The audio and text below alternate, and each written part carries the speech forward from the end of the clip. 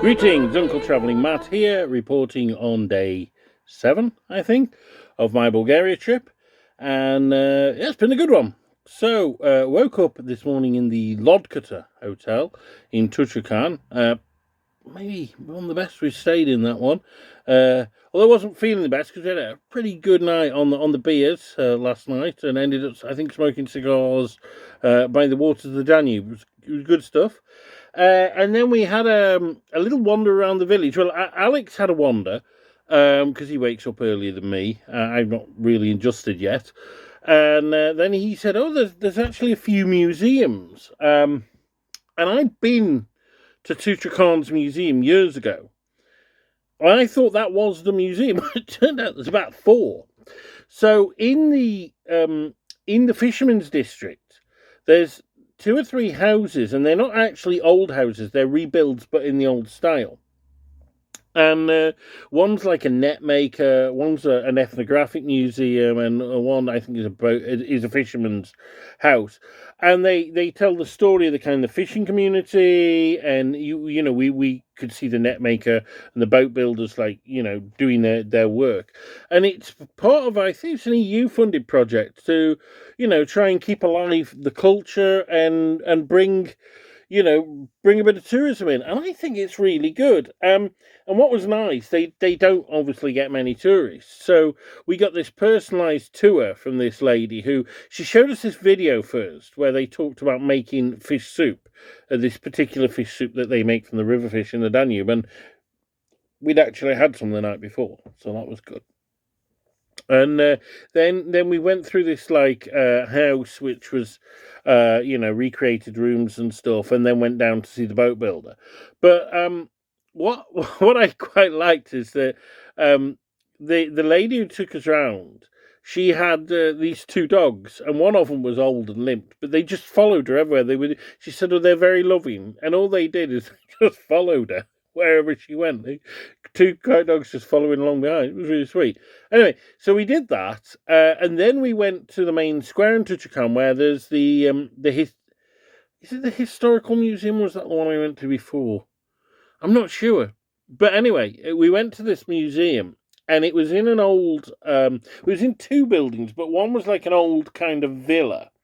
And it told the story of Tutrakan, and then across some stairs there was this other bit that told the story about World War One. But in the old villa, it's kind of on the basement. It started off in ancient times, and Tutrakan was the site of a Roman fort. It was one of a number along the Danube to protect that frontier against Dacia. And then going up through the years, and lots of interesting history that I didn't know about.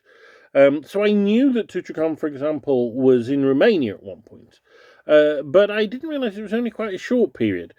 And what I really didn't know about was what was in the other room, on the other side of the stairs, where there was a battle in Tutrakan. The Battle of Tutrakan was in 1916, in World War One, and it was seen as as this. The Romanians, when the Romanians entered the war on the side of the Entente, on the side of the British and the French and the Russians, they said Tutrakan was their Verdun. And the Bulgarians attacked, and there was, I think, about 40,000 Romanian soldiers attacked by 55,000 Bulgarians. And basically Tutrakan's on a hill, and it was just these huge bastions with massive guns. It literally was a Verdun. I mean, it's about half the size of the fortress of Verdun. When we think of the many thousands that died at Verdun, and the Germans attacked for months at Verdun and kept getting thrown back. And of course, it was they shall not pass was the thing. And 1916, in the same year, on the Somme, the British attacked the Germans, and on the first day, I think 70,000 were killed, and they attacked in waves and waves, millions of men, and they only took a few hundred meters of mud, right? In the Battle of Tutrakan, the Bulgarians attacked pre-made fortifications, where the Romanians knew they were coming, and in I think it was 2 or 3 days, they took the whole fortress and destroyed this Romanian army, so that they took 28,000 prisoners. And it's this monster big battle. There were Romanians trying to swim back across the Danube to Romania. The Romanians were completely decimated, and yet I'd never even heard of this battle. I mean, it's a monster battle by any standards in terms of loss of life. There's probably 20 odd thousand men lost their lives in this. I mean, think about those numbers, and I never heard of it. And I'd been to Tutrakan several times before. Unbelievable. So, yeah, we went to those museums, and then we went on, along quiet roads to what is probably my favourite place in Bulgaria, and it's an area near the small town of Isperi, and it's an area that it's a kind of area of, I don't know how you would say it, like Sveshtari they call it, that's a village, and it's called so because Sveshtari is candle, so it's where they made candles, and there are these Thracian tombs there. Now I visited one of these Thracian tombs. When did I visit it? Was it when I lived in Bulgaria, or was it? I think it was when I lived in Bulgaria. I visited the Thracian tomb, and and we went to it again. It's been done up. When I last went, so 20 years ago, it was all talked about how it was done with the money from Sainsbury's, the Sainsbury's Foundation. Now Sainsbury's aren't mentioned, and it's USAID and that. So I think it's been done up again since. But this Thracian tomb was really quite something. Of course, we saw those other Thracian tombs in Kazanluk, but this one was different. So they were painted. This one has sculptures inside of like women holding up the roof. These kind of shrine maidens, and they're amazing. They all have different faces, and it's really well presented. There's a good museum, and that's the main tomb, which I think is the king's tomb. And I think they did like DNA tests on the bone. I think the princess he married she came from somewhere else, like in Greece somewhere, and he married a foreign princess.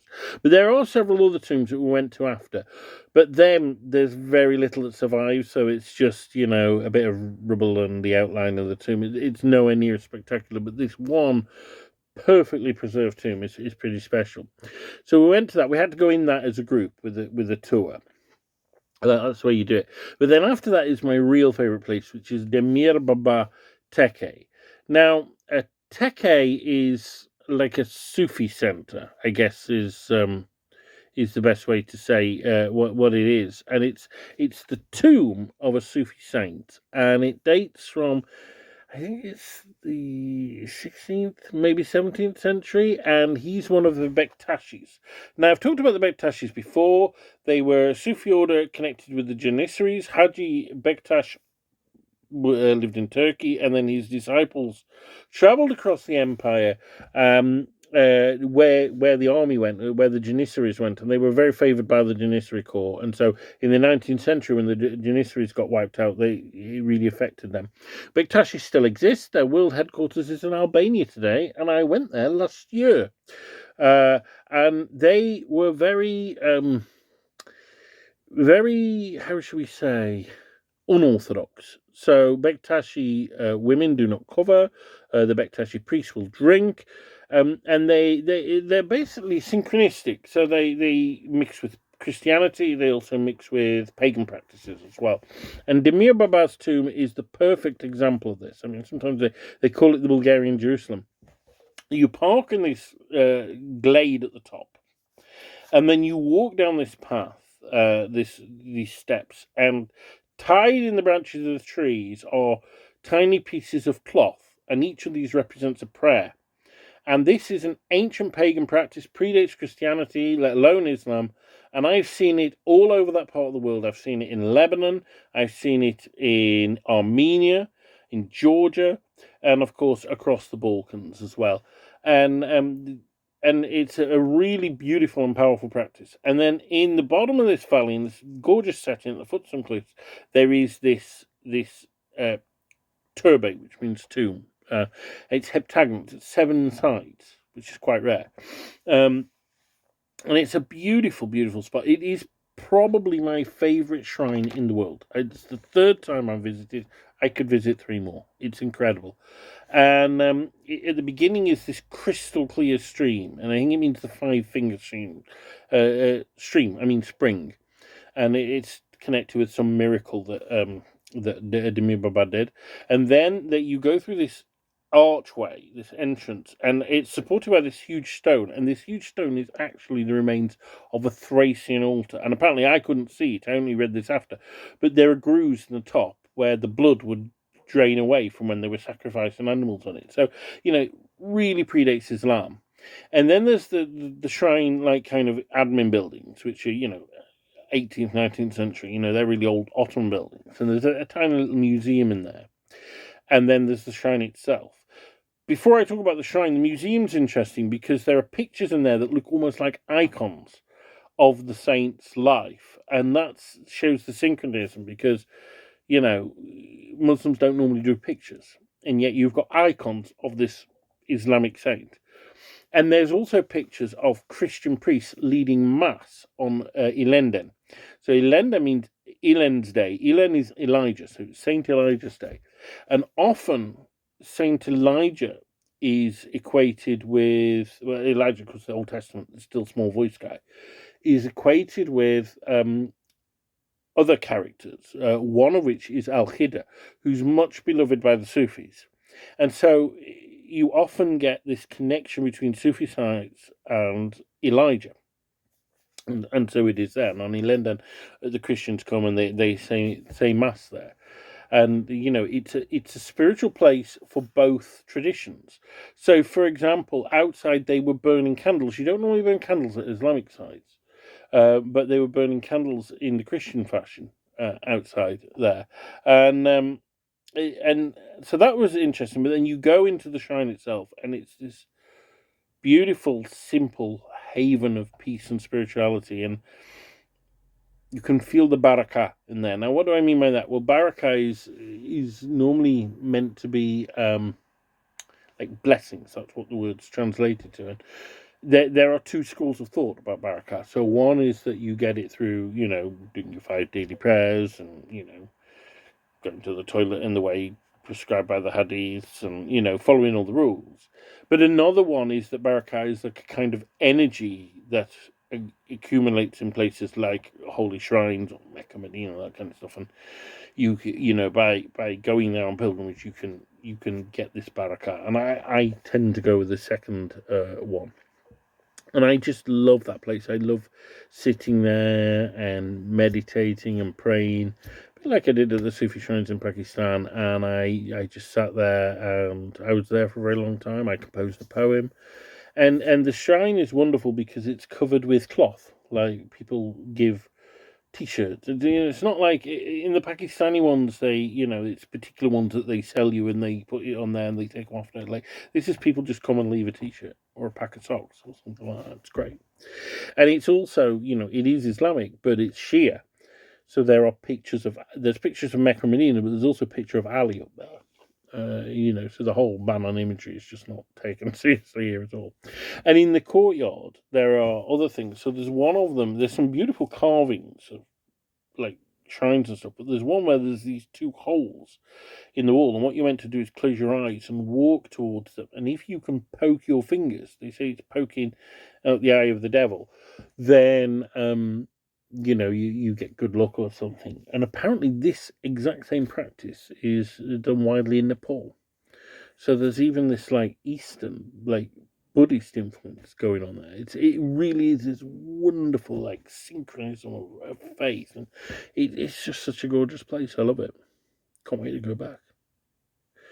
Anyway, we did go. Then we moved on and drove to the town of Razgrad.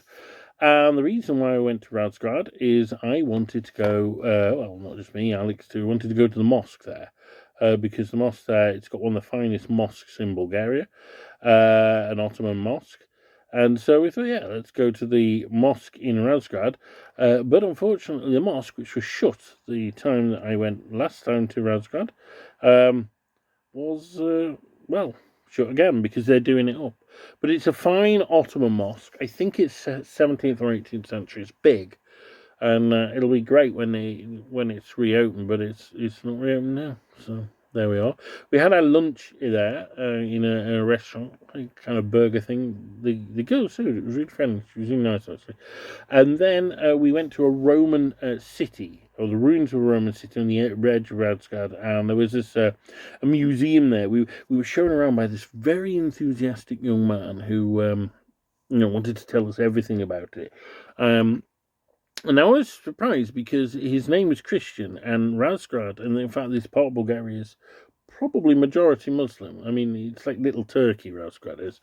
But it turns out that he was not local. He'd come from elsewhere, and he was basically a history graduate, and he was getting a bit of work experience. And this seems to be common practice in the Bulgarian museums, is that they don't employ locals; they bring in the experts. So yeah, and this Roman town was called Abritus, and yeah, it was interesting. I mean, the thing is, we've been to Nicopolis ad Istrum like the day before, so it wasn't as that interesting because I'd seen that, but it was still pretty good, and there was lots of interesting stuff. And yeah, one of the sad things was that they were saying from the museum a lot had been stolen during like the 90s when things were rough, and so they didn't have all the treasures they should have. Anyway, then we pressed on for Shumen, which is where we were ending our day, and Shumen's where the hotel is. But before we went to the hotel, we drove up, got a little bit lost at one point, ended up on a very, very steep street, whatever. But yeah, we went up to the museum of the monument of the founders of the Bulgarian state. And what this is that in 1981, it was the 1,300th anniversary of the founding of the Bulgarian state, or at least the 1,300th anniversary of the earliest document pertaining to Bulgarian. So the Byzantines mention Bulgaria in 681 as being this new state that's come. So they take that as the date for founding it. And in the early 80s, like Todor Zhivkov, the communist guy, the economy was beginning to struggle, and he was struggling for a bit of popularity, and so he thought to go on this great nationalist orgy would help. And so what he did is he built monuments all over the country, and he had big celebrations, and it was centered in this monument in Shumen, which is perched on a hill above the town. Shumen was chosen because it's midway between the first two capitals of Bulgaria, Preslav and Pliska. More on them later. And this monument, I think it cost a fortune to build. It's a massive concrete wedge of cheese, and it's very abstract, but it tells the story of the early Bulgarian kings. So each of the kings, Krum, Omertag, Tervel, all of those, they have their statues, and there's also a part dedicated to Cyril and Methodius, who invented the Bulgarian alphabet. And it's very abstract, but it's also very powerful, and it's been tarted up a bit since last time I was there. It was looking a bit overgrown last time. Also, interesting, not that we did it now, but I have done it twice in the past, is it's 1,300 steps up from the city as well. It's a bit of a climb, but it's great. And we had a look there and very much enjoyed it. Both of us got a lot from that. And then we went back to Shumen, settled in our hotel, had a meal. That's that. Uncle Travelling Matt here.